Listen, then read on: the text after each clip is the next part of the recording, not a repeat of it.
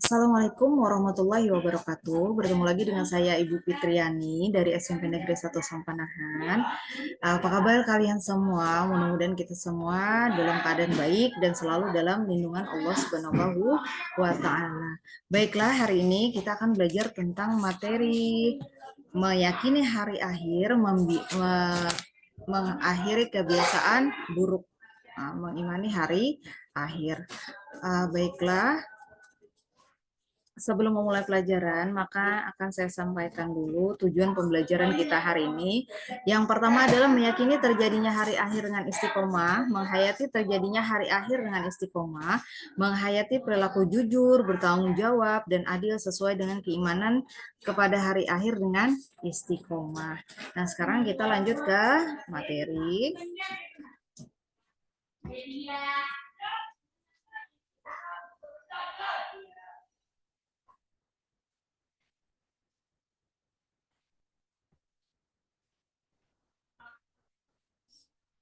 Nah, ya, di sini ini adalah materinya. Jadi materi hari ini adalah beriman kepada hari akhir. Kemudian ini adalah peta konsepnya. Jadi peta konsepnya hari ini adalah beriman kepada hari akhir. Jadi pengertian iman kepada hari akhir, pengertian hari akhir, pembagian hari akhir. Kemudian dalil-dalil tentang datangnya hari akhir dan juga hikmah beriman kepada hari akhir. Yang selanjutnya setelah peta konsep, di sini ada dunia. Jadi dunia atau alam semesta ini beserta isinya akan hancur, tidak kekal. Nah, hari itulah yang disebut dengan hari akhir atau hari kiamat. Kemudian hari akhir adalah, nah ini pengertiannya ya, pengertian hari akhir adalah berakhirnya semua kehidupan seluruh makhluk Allah, manusia, matahari, bintang-bintang, bulan, bumi, dan seluruh isinya akan hancur. Kemudian beriman kepada hari akhir juga merupakan rukun iman. Nah, jadi termasuk rukun iman. Yang kelima, umat Islam harus yakin dan percaya hari itu akan datang dan kelak manusia akan dibangkitkan dari kubur untuk menerima pengadilan dari Allah. Nah, ini adalah beberapa surah yang menerangkan tentang hari akhir. Di sini ada surah Al-Infitar. Kemudian yang selanjutnya adalah surah Al-Waqiah di ayat 4 sampai dengan ayat 6. Dan yang selanjutnya ada di Quran surah Al-Hajj. Ini juga diterangkan tentang hari kiamat. Kemudian Quran surah Al-Qasas.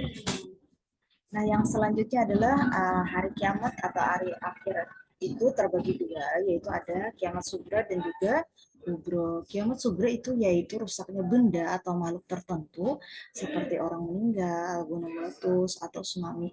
Dan bisa juga nih dikaitkan dengan kiamat kecil. Nah, jadi kiamat sugra itu sama dengan kiamat kecil. Kemudian kiamat kubra yaitu hancurnya alam semesta beserta isinya, atau disebut juga dengan kiamat besar atau kiamat yang sesungguhnya. Nah, sekarang ada tanda-tanda kiamat sugra, itu diantaranya adalah yang pertama, kemungkaran terus merajalela. Dan sekarang mungkin kita saksikan ya bagaimana kemungkaran itu sekarang sangat nyata, bahkan mungkin banyak sekali ada di sekeliling kita.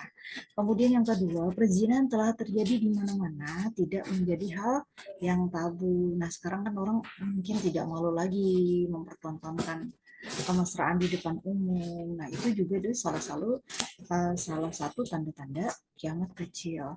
Kemudian yang ketiga, jika budak melahirkan tuannya, banyak perbuatan durhaka anak kepada orang tuanya seakan-akan orang tuanya adalah budak atau hamba sahaya. Dan mungkin kalian sendiri juga bisa ya merasakan bagaimana perlakuan kita kepada orang tua kita. Jadi jangan sampai kita itu menjadi anak yang durhaka seperti yang ditandakan kiamat sugra ini. Nah, itu tadi adalah beberapa tanda tentang kiamat sugra.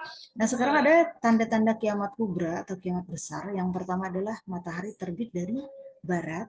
Yang kedua, keluarnya Dajjal atau pendusta dan penipu ulung yang membuat kerusakan di muka bumi. Kemudian yang ketiga adalah keluarnya Ya'juj dan Ma'juj. Nah, itu adalah kemudian itu tadilah beberapa tanda kiamat kubra. Nah, sekarang adalah hikmah. Jadi hikmah ini adalah kenapa? Hikmah ini adalah inti dari kenapa kita mempelajari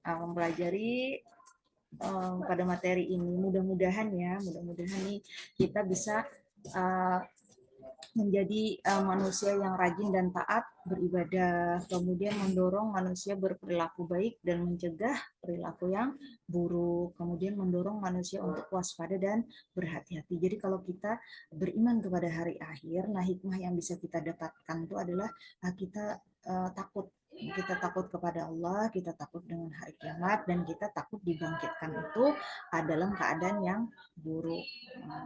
Nah, kemudian ini adalah perilaku perwujudan iman kepada hari akhir. Yang pertama adalah mawas diri atau introspeksi diri, berarti mencoba bercermin dari segala hal yang telah dilakukan dan terjadi kepada diri seseorang.